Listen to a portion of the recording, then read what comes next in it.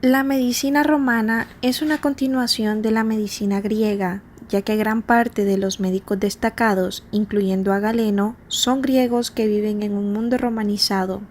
Tres renglones fundamentales marcan la evolución médica: la escuela metódica de Temison y Tésalo, que con su tendencia de simplificación exagerada, no pudo sobrevivir por largo tiempo. Los enciclopedistas llevan a cabo una labor de recopilación muy importante, pero al no ser médicos no forman ninguna escuela. Finalmente, la figura de Galeno se impone como la síntesis de la medicina antigua, ya que en él se conjugaban, tanto con su aspecto teórico como práctico, todos los conocimientos médicos que se han acumulado a lo largo de los 6 siglos. La medicina romana, igual que la griega, tienen como fundamento la especulación filosófica, que se reafirma categóricamente con Galeno. Solo la experimentación científica podrá dar un nuevo impulso, pero será necesario esperar varios siglos para que esto ocurra. Por ello, Galeno puede mantenerse como dogma hasta bien entrando al Renacimiento, prudentemente cristianizado, amparado bajo el oscurantismo. La península itálica, de 1.200 kilómetros de extensión, se encuentra localizada en el sur de Europa, en la porción central del mar Mediterráneo. La cordillera de los Apeninos la recorre de norte a sur, y los Alpes forman una frontera natural con el resto de Europa. Al este, el mar Adriático la separa de Ilírica, actuales Albania y Yugoslavia. Al sur, a través del Mediterráneo, está en estrecho contacto con las costas de Grecia y de Cilicia, mientras que al oeste tiene las islas de Córcega y Cerdeña. Cronología. A partir del año 1000 a.C. se desarrolla en la península itálica la cultura de Villanova. En el 750 a.C. se funda Roma. En el 509 a.C. fue la fundación de la República. Entre el 264 y 201 a.C. fueron la Primera y la Segunda Guerra Púnica. Entre el 149 y 146 a.C. fue la Tercera Guerra Púnica. En el 49 a.C. Julio César invade Italia. En el 44 a.C. Julio César es asesinado. En el 323 a.C. muere Alejandro Magno. Entre el 27 a.C. y el 14 después de Cristo fue el reinado de Augusto Octavio. El 4 después de Cristo fue el nacimiento de Jesús. El 79 después de Cristo fue la erupción del Vesubio. Entre el 98 y el 117 después de Cristo fue el reinado de Trajano. Y por último, en el 476 después de Cristo fue el fin del Imperio Romano. Marco sociocultural. La sociedad romana es estratificada. Patricios, plebeyos y esclavos están sometidos a las decisiones del rey. La más grande aportación romana a la cultura está en el campo de la jurisprudencia. El derecho romano ha tenido repercusiones universales que han perdurado hasta la fecha. A partir de las guerras púnicas, Roma adopta el ideal cultural griego en poesía. Las cuestiones naturales a favor del estoicismo de Córdobes, Lucio Aneo Seneca y Claudio Ptolomeo, en el que describe el geocentrismo y el movimiento uniforme de los astros, así como su tratado de astrología. En el arte, la influencia griega se mezcla a gustos y necesidades locales. A continuación, miraremos los acontecimientos y años del Imperio Romano, en la cual nos lleva a retomar al tercer periodo de civilización con la división de poderes de la monarquía, republicanos y de un imperio, en el cual remontamos al año 1000 a.C. con una cultura de Villanovo en la península itálica, pero en el año 750 se da la fundación de Roma, con una leyenda de dos hermanos que fueron amamantados por una loba, en el cual termina en tragedia que Rómulo mata a Remo y se convierte en el primer rey de Roma. En el año 500 se da una hegemonía etrusca. En el año 406 se da una expansión de Roma hacia el norte con una guerra de 10 años contra Veyes. En el año 400 al 387 Roma es saqueada. En el año 282 encontramos una hegemonía romana sobre las colonias. En el año 264 al 146 encontramos guerras púnicas contra Cartago. Esto, con el poderío de los republicanos, encontramos una invasión a Italia por Aníbal, una conquista de Hispania por Cornelio y una destrucción de Cartago con Esempio, en el cual nos lleva a retomar en el año 148 una conquista sobre Macedonia, que se convierte en provincia romana, igual que en el año 133 Pérgamo, provincia romana. En el año 64, bajo Pompeyo, Ponto, Siria, Cilicia pasan a ser provincias romanas, mientras que Padocia, Galacia y Judea son estados valacios. En el año 60 encontramos la formación de un triunvirato entre Pompeya, Craso y César, con una conquista de el Senado, en el cual luego la historia nos narra sobre el gran poder controlador político y de autoridad que tenía César, que se convierte en un dictador, pero en el año 44 es asesinado. En el año 43 hay un nuevo triunvirato entre Marco Antonio y Lépido y Octavio.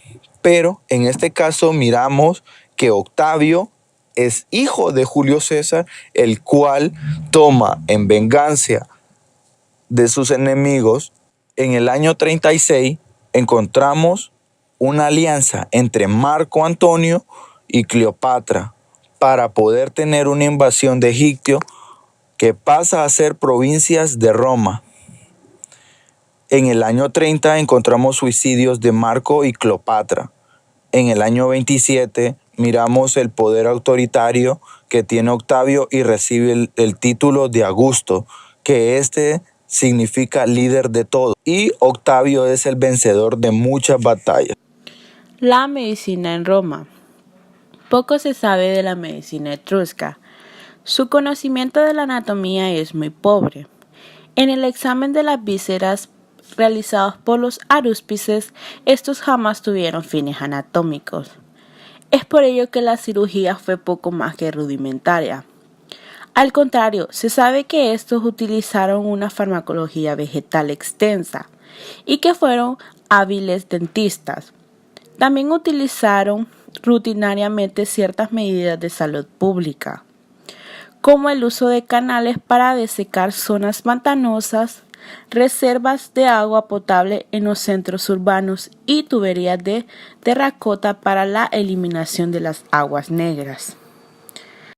Una vez que Roma se constituye en el centro político, económico y cultural del Mediterráneo, acuden a ellas médicos de todo el mundo. Una de las figuras más importantes es la de Galeno, que llega durante el siglo XV y llena lo que es la medicina romana, así como Hipócrates llenó la medicina griega.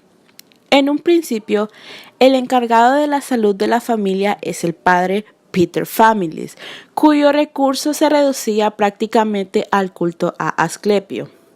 Luego de esto es que surgieron médicos de las más diversas tendencias y todos ellos fueron influidos por la escuela hipocrática. Los pilares de la escuela metódica son Sorano de Efeso, que vivió durante el siglo II después de Cristo, y Temisón de la Odisea, que vivió en el año 50 después de Cristo. Sorano es el autor de un magnífico tratado sobre las enfermedades de la mujer, llamado Ginaquenia, en el que recomienda numerosos medios para el control de la natalidad. Por otra parte, Temizón, en su afán por simplificar al máximo el conocimiento médico, establece un prototipo nosográfico tanto de enfermedades crónicas como de enfermedades agudas. Tésalo de Trayes, alumno de Temizón, corrige la falla del maestro y aboga por una enseñanza médica rápida, sin ninguna discriminación en la selección de los alumnos, por lo que incluso acepta esclavos. En el neumatismo hipocrático perdura la figura de Areteo de Capadocia, autor de una traducción de la obra hipocrática al jónico. Su interpretación espiritual del neuma, es decir, el alma, lo acerca al cristianismo incipiente. Dentro del mismo neumatismo, Antilo descubre la extracción y succión de las cataratas. Luego, dentro del movimiento ecléctico, Rufo de Feso, autor de numerosas obras, entre las cuales destacan sobre la denominación de las partes del cuerpo y preguntas del médico, lleva a cabo igualmente estudios importantes de anatomía. Pero, sin embargo, algunas de las obras médicas pregalénicas más importantes la constituye la de la materia médica o ilíca, de Pedaneo Discórides. Esta obra contiene ilustraciones con magníficos grabados, la descripción más completa y sistematizada de los medicamentos de la época. La vigencia de la Iliquia de Dioscórides perdurará por muchos siglos. De esta misma época son los trabajos de algunos eruditos, los llamados enciclopedistas, que sin ser médicos brindaron algunas aportaciones importantes a la medicina. Los trabajos de Plinio del Viejo y las teorías de Marco Terencio Varrón sobre las causas del paludismo son solo algunos ejemplos. Sin embargo, son las aportaciones de Cornelio Celso, gran compilador hipocrático, las que han tenido mayor repercusión. Celso contribuye en forma importante al desarrollo de la traumatología, y a él se le debe la descripción magistral de la inflamación, del tumor, dolor, rubor y calor. La medicina en la antigua Roma. Los romanos destacaron en cirugía y en el reconocimiento de la importancia de la higiene en la salud. En la Roma republicana, la medicina tenía más de magia que de ciencia. En el mejor de los casos, era ejercida por los barberos. Los primeros médicos dignos de tal nombre fueron griegos y aparecieron en los primeros años del imperio. Uno de los más grandes médicos fue Claudio Galeno, que era griego, pero comenzó a ejercer la medicina en Roma. Primero fue nombrado cirujano en una escuela de gladiadores, donde pudo adquirir gran experiencia curando heridas. Hizo importantes descubrimientos, siguiendo en parte las enseñanzas de Hipócrates, el fundador de la medicina antigua. Demostró que en las arterias corre sangre y no aire, como hasta ese momento se había creído. Además, probó que la sangre era impulsada en estos vasos por el corazón, que funciona como una bomba. Galeno escribió un tratado titulado Arte Médico. Otro personaje destacado, el galo Aulo Cornelio Celso, vivió en Roma en el siglo I, y más que médico, fue un enciclopedista sobre medicina. De él nos ha llegado un texto, De Re Medica Libri Octo, que constituye una de las más completas y claras obras de la antigüedad sobre el tema. Celso enumera los dotes de un buen cirujano. Debe ser joven o por lo menos no muy entrado en años. Debe tener mano firme, nunca temblorosa. Debe ser hábil tanto con la mano izquierda como con la derecha. Debe tener vista aguda y coraje. Debe hallarse desprovisto de compasión, como para no dejarse impresionar por los gritos del paciente cuando éste lo incite a apurarse o a cortar menos profundamente de lo necesario. Para los desdichados enfermos sometidos a operaciones quirúrgicas en esa época, los únicos anestésicos eran el jugo de mandrágora y la atropina.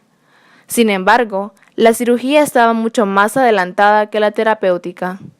En efecto, de las excavaciones de Pompeya se han extraído numerosos instrumentos quirúrgicos que revelan una técnica avanzada. Es lógico que un pueblo dedicado a las armas se interese por la cirugía más que por los medicamentos. Según las descripciones de Celso, los cirujanos sabían extirpar las amígdalas, operaban en los ojos e intervenían hernias estranguladas.